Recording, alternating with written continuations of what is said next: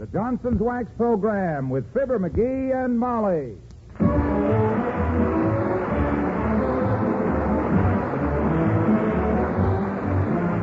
The makers of Johnson's Wax and Johnson's Water Repellent Glow Coat present Fibber McGee and Molly with Bill Thompson, Gail Gordon, Dick LeGrand, Cliff Arquette, and me, Harlow Wilcox. The script is by Don Quinn and Phil Leslie. Music by the King's Men and Billy Mills Orchestra.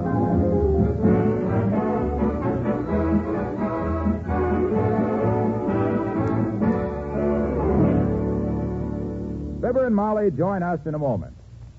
When you want your home to look its best, here's one thing you should always remember. You can't have a beautiful home without beautiful floors. And the best way to make your floors beautiful and keep them that way is to wax them regularly with Johnson's Paste Wax. That's right. For more than 3 generations, Johnson's Paste Wax has been a favorite of meticulous homemakers. This tough, long-lasting floor wax gives your floors the real protection from wear and tear that only a fine wax gives.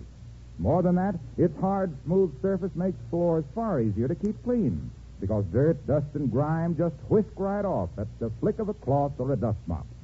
And finally, nothing beautifies a floor or brightens a room like the rich luster of Johnson's Paste Wax. No other wax gives quite the same lustrous beauty in quite the same way. Tomorrow, ask your dealer for the finest of floor waxes. Ask for Johnson's Paste Wax.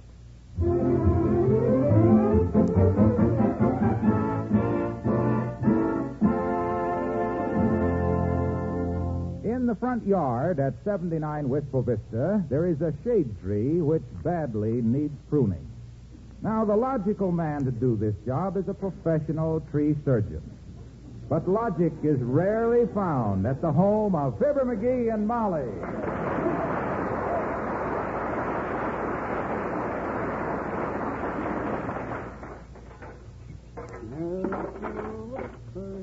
What are you going to do with all those tools out here, McGee? I'm going to prune that shade tree there, kiddo. Only even off a few of the regular-looking branches off of it. Look at that thing.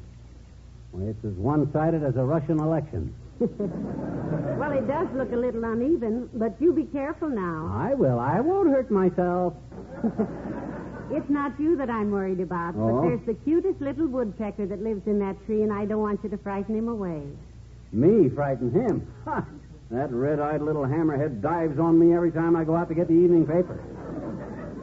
He don't know an Irishman from a Pole.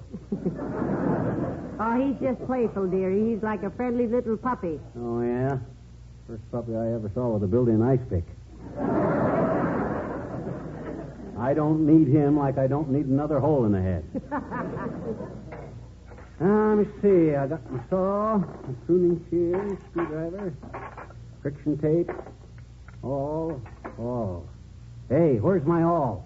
Oh, you loan that to more tubes, dearie, and I admire you for it. What do you mean? I admire any man who would give his all for a friend. Oh, yeah. Pliers, crowbar. What I need is a woodpecker bar. Hammer, nails, embroidery scissors. What on earth are the embroidery scissors for? Huh? You going to trim that tree with scalloped edges? Oh, no, the scissors that's cut the end off my cigar with. Oh. Why don't you just bite the end off of it? Oh, it's too unsanitary. After all, that cigar goes in my mouth, you know. Well, hold the stepladder for me, kiddo. I'm going to start right here. All right. Be careful now. This is a pretty old stepladder. You gave it to me for our 3rd wedding anniversary, you know. Hey, get away! Shoo! Beat it, you noisy little nuisance. Get out of here. McGee, now you frightened him. Frightened him, my clavicle. Look at what he done to the handle of this saw. He just missed my thumb by an inch. Oh, now don't be so... Oh, hello there, Mr. Old-Timer. Oh, hi, old-timer. Hello there, kids. Hey, don't worry, daughter. I'll help you shake that ladder. We'll get him down from there. Oh. Hey, no. Cut it out. Mr. Old-Timer, I'm not trying to get him down off the Oh, ladder. I'm just up here to trim this tree, old-timer. Well, good for you, Johnny. I like to see a man get an early start. What you going to trim it with? Colored lights and candy canes? I wouldn't put the presents under it yet, though. Might get some bad weather between now and Christmas. Take it easy. I'm not trimming the tree for Christmas. I'm just pruning it down a little. Its limbs aren't even. Whose limbs is, Johnny? Mine ain't. I got a 32-inch arm and a 36-inch leg. Hey, you want me to help you? Huh? I was an intern at one time for a tree surgeon. Oh, really? In a nursery, I suppose, sprinkling talcum powder on the little seedlings. No, daughter, I was a pre-med student with the Gilbert School of Tree Surgeons in Red Oak, Iowa. That's so. But I got threw out of the profession for malpractice. I made a serious mistake. Oh, what did you do? Well, it was my first major operation, daughter. Yeah? The patient was a big oak tree. I performed a saporotomy and left him with a 6-foot incision in the torso. Well, I laid all my instruments out, and I says to Dr. Gilbert, I says, what do we do now, Doc? Nail him shut? Nope, says the doctor. Fill the incision with wet cement. Did you do it? Yep. I plugged it up, let it harden, and started packing my instruments, and suddenly I realized I'd left something in the tree I shouldn't have. Oh, heavenly days. What did Dr. Gilbert say? He said, and I quote, "Help! Let me out of here, stupid!" Come on, kid.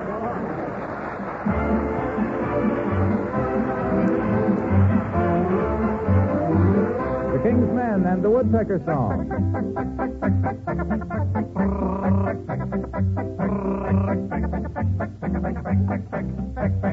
He's up each morning bright and early to wake up all the neighborhood, to bring to every boy and girlie his happy serenade on wood.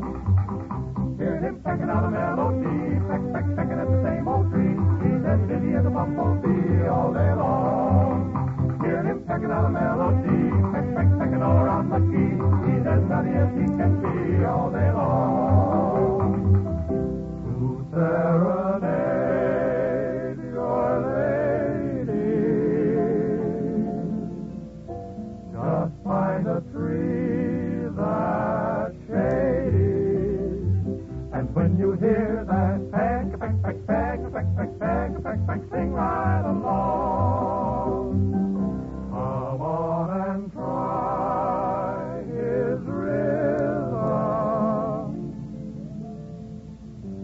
and let your heart beat with him. Just listen to that peck, happy little woodpecker song.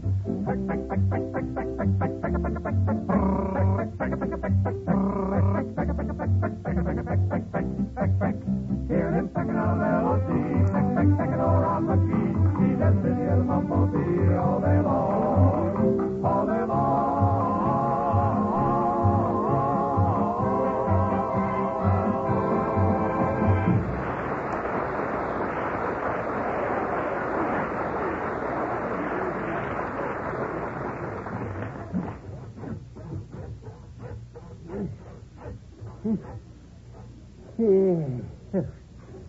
Sawed that limb off twice and it still looks too short. Boy, this is really tough pruning on this tree. You know it, Molly? Hey, get out of here. Beat it. Get off of this ladder. Scram. Isn't he cute? He's having so much fun. Yeah.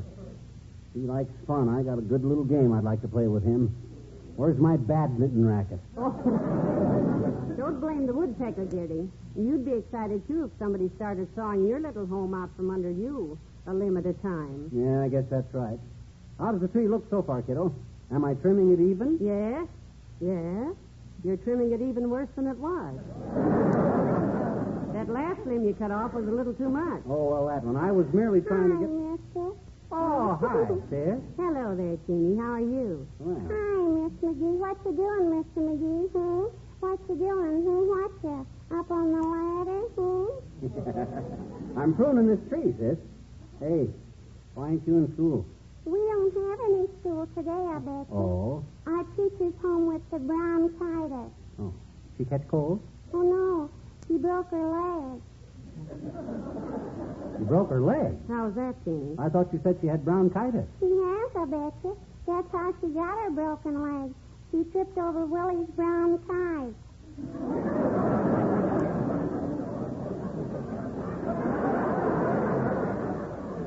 He left it laying on the playground and... Yes, I see. Oh, boy. Oh. Look, Mr. McGee, a robin redhead. No, that's not a robin, sis. That's a woodpecker, Teeny. And if you don't quit bothering me, I'm going to get my slingshot and break every window in the block. Hey, Mr. McGee, why do woodpeckers always go around banging their heads against trees and telephone poles and stuff, Why do they, Why? You mean you don't know, sis? Sure, I don't, I betcha. Well, sis, once upon a time, there was a big tree in the middle of a field, and it was attacked one day by millions and millions of 7-year locusts. By the way, McGee, why are they called 7-year locusts? Well, because a good gag about locusts come along about every 7 years, and I just done one 2 years ago. Well, sir, them locusts started eating and devouring that poor tree, Teeny, leaf by leaf, stem by stem, and limb by limb. Oh, gee. And the tree started to cry, being a weeping willow and kind of emotional. Oh. And it hollered for help, and a bunch of red-headed, kind-hearted little birds flew to the rescue and ate up all the locusts. Oh, boy. Good deed. Yeah. And the tree was so grateful it said, "Well, thanks, birds. I sure appreciate what you done. What do I owe you?" And the bird says, "Oh, whatever you think is right." And the tree said, No, you name your price." And the bird said, "Well, we'll have to twitter about it a while and let you know." And the tree said, "Okay, but whatever it is, you just send your bill in to me." And they did.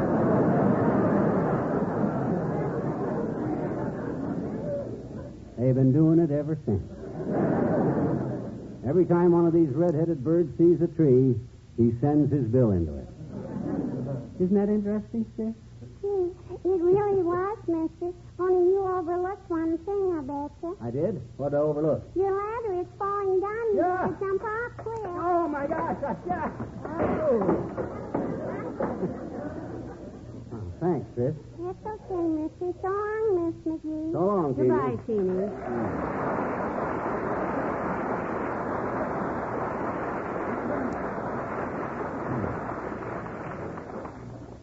You know, McGee, Huh? I think you've taken too many limbs off the north side of that tree. Well, that's a simple thing to re-rectify, kiddo. I'll just take a few more off the south side. You pick up the step ladder while I pick up my saw. Oh, no, Molly. Here, let me handle that ladder for you. Well, thank you, Mr. Wilcox. Hi, Junior. Hello, pal. Hey, what happened to your tree? McGee, What do you want? I wasn't talking to you. I was answering Mr. Wilcox. Oh. Well, this tree was a little lopsided, Junior, so I'm trimming off a few branches. Oh, that's a pretty sloppy-looking job, pal. Why don't you get somebody over here who knows something about pruning trees? What do you mean, somebody who knows something? Who knows more about it than I do? Well, starting alphabetically, Why, there's... gee whiz. Back in Peoria, I worked for old man Brunner as chief pruner of Brunner's Pruners, specializing in pruning prune trees to produce premium prunes. Well, what I meant to say, pal, was... Everybody knows that a well-pruned prune tree produces prettier prunes than an unpruned prune tree, and I was the pride of the prune people. Some of the pruners pruned at noon, but I like to prune by the light of the moon. I got to be known around the prunery as Goon Boy, the lunar pruner. I always croon a little tune when I'd start to prune these premium prunes.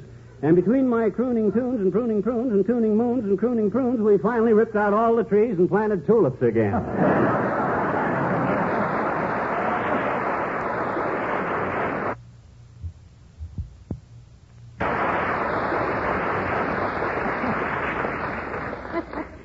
He's always planting tulips.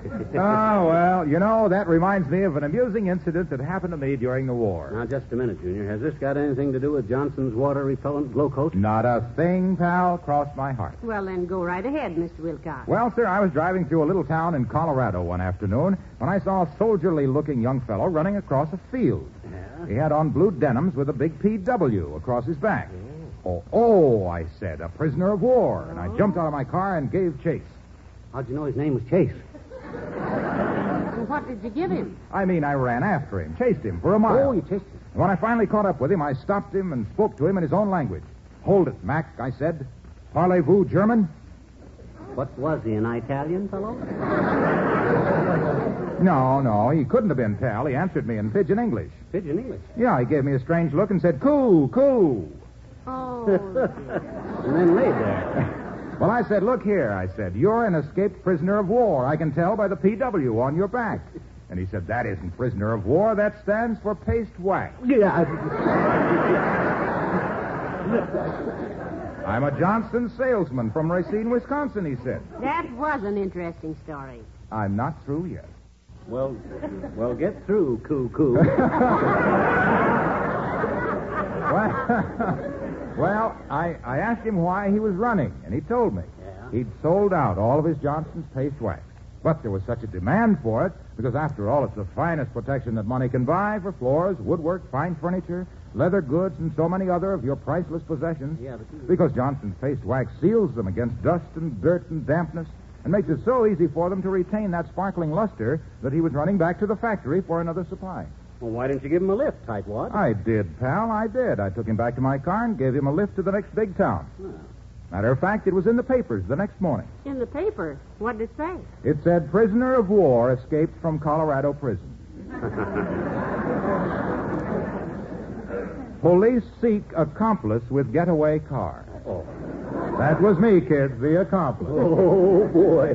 I'll bet you laid low for a while after that one. I didn't go out of my backyard for 3 weeks, just stayed home and planted tulips. Go on, kid.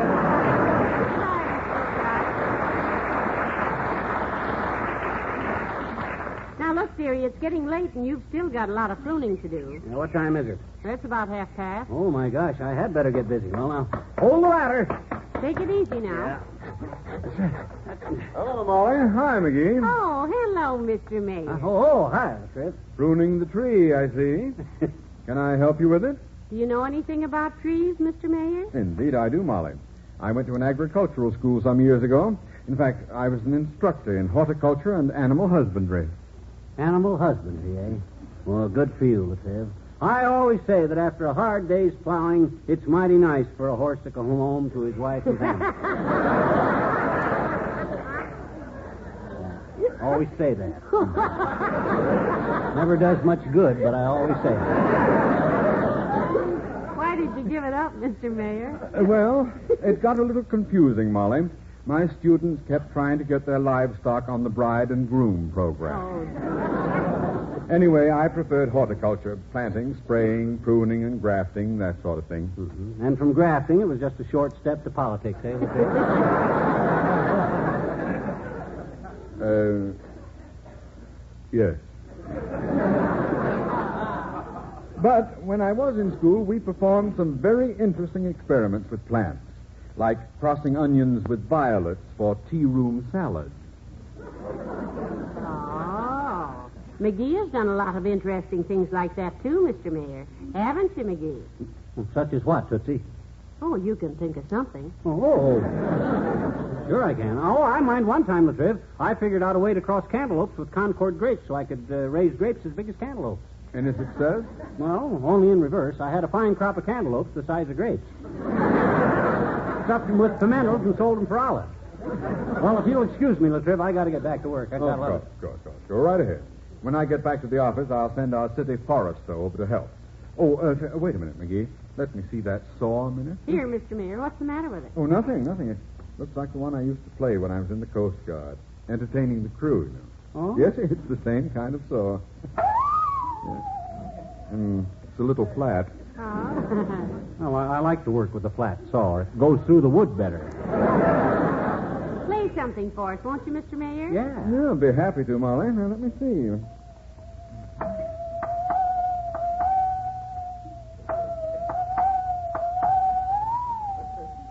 Very pretty. Very pretty. What was that? The third man singer. Sounds like he struck out. I'd like to hear it played good sometime. Well, that can be arranged. Listen to this, and good day. So long, LaTrivia. Billy Mills to the orchestra and the third man theme.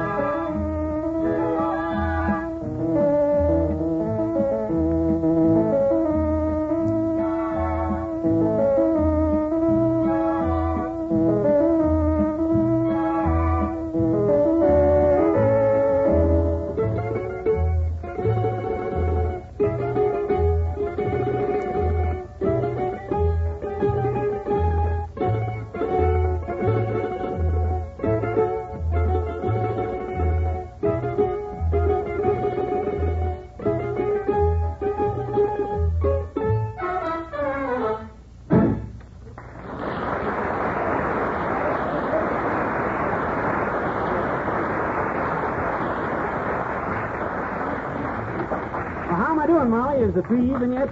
No, it's lopsided on the other side now, McGee. You cut off too much again. Look out, here comes the woodpecker again. Phew! Get out of here, scram.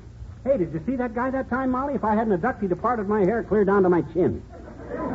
Well, I don't know what you can do about it. I do. What? Hand me my old air raid warden helmet out of that tool chest. All right. There you are. Thanks. Why, George, now let that little flying rivet gun try to... Oh, hi, Ollie. Hello, Ollie. Well, hello, McGee. Hello, missus. Hey, why are you messing up the shade tree, McGee?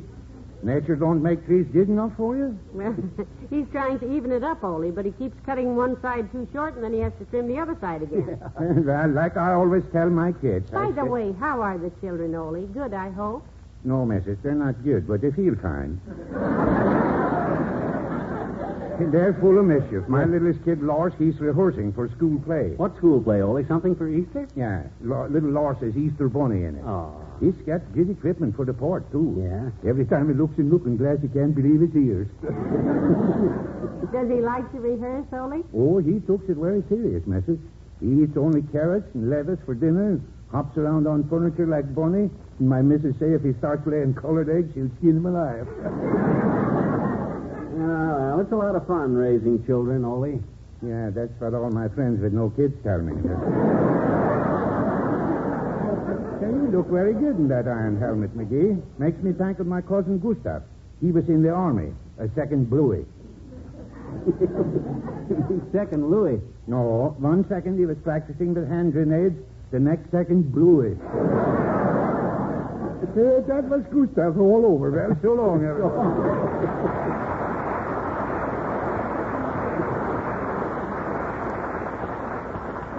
That tree's beginning to look awfully skinny. You've got more branches on the ground than you have on the tree. Well, my trouble is that when I'm up on the ladder, I can't stand back and look at it at the same time, too. I can't get the right perspective. Look out, here comes the woodpecker again. Let him come. I'm ready for him. Go on, light on my head, you little mutt. Heavenly days. That'll teach him a lesson. Look at him. His bill is bent like a button hook. That'll teach him to lay off. Oh, hi, Bud. Good day, sir. I'm from the Parks Department. Mr. McGee sent me over to see you, Mr. Mayor. Well, I think there must be some mistake, sir. We are Mr. and Mrs. McGee. Yeah, the mayor sent you over, Bud. You the city forester? Yes, I am. I'm the oldest city forester in the service. Oh, how nice. I wish Uncle Dennis was here. He just loves old foresters. Did you ever meet my uncle, Mr. Driscoll? She's talking to you, Mr. Driscoll. No. She's talking to you, Bud.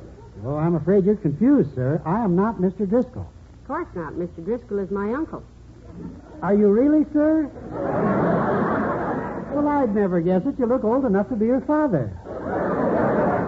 She is my father. Now, look, Bud, our name is McGee, Mr. and Mrs. Fibber. Your name is what? No, my name is Nuckwinkle. Elrod Nuckwinkle III. Well, how do you do, Mr. Third? You're a tree man, are you, sir? Yes, I am. I'm a tree expert. I have an office in the big elm tree on Oak Street. That's my branch office, of course. That's a political job you got, ain't it, Knockwurst? Yes, that's why I'm located out on a limb. Oh, I used to be in the National Park Service, but they considered me a bad security risk. Why? I was caught working with some redwood. Well, that's tough, Bud, but I got a problem here. We need some advice about this tree. Look up there, see? That's a very interesting thing. You know, I'll bet that was a nice tree at that. Oh, it ain't completely lost, is it, Bud? I might have cut off too many branches or pruned a little, but there must be something I can do about it, ain't there, something? Oh, of course there is. I know exactly what to do about it, and it's quite simple, too. Oh, good.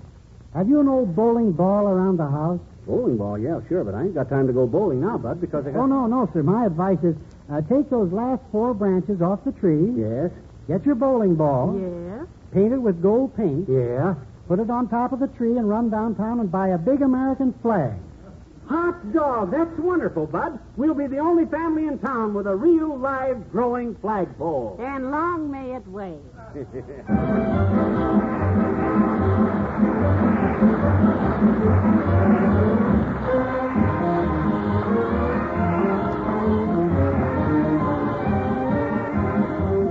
Fibber and Molly return in a moment.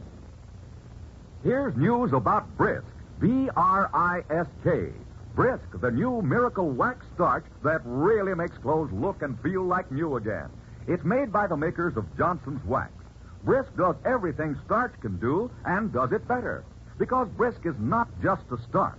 It's wax starch, a revolutionary starching mix that contains a miraculous new ingredient, fabric wax. And that gives 4 wonderful new advantages. Brisk gives clothes the body and texture they had when new. Gives that crisp look without that scratchy feel. Keeps starchables 8 o'clock fresh all day long. Cuts 15 minutes from every ironing hour on Brisk finished garments. Tomorrow, try Brisk. B-R-I-S-K. Johnson's Brisk. Get it at your dealers.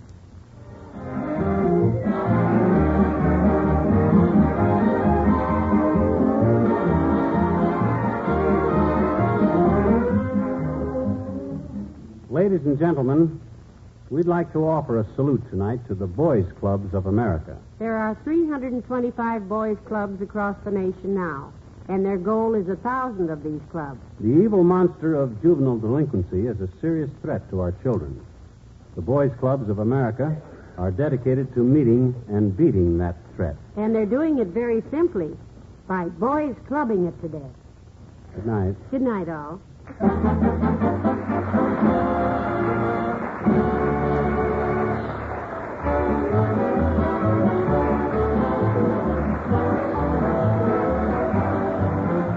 The makers of Johnson's Wax and Johnson's Water Repellent Glow Coat, Racine, Wisconsin, and Brantford, Canada, bring you Fibber McGee and Molly each week at this time. Be with us again next Tuesday night, won't you? When you polish your furniture, how long does the shine last? A few hours, a few days, or for weeks and weeks? Well, that depends on the kind of polish you use. And listen to this. Recent tests show that among leading cream furniture polishes, only one gives you full protection from fade-out shine, and that one is Johnson's Cream Wax. Yes, the shine you get with Johnson's Cream Wax is a real wax shine. The shine you get from other cream polishes comes from oil. A wax shine lasts. An oil shine fades out, turns foggy and smeary in a few hours when exposed to air. To give your furniture a lasting shine, use Johnson's Cream Wax.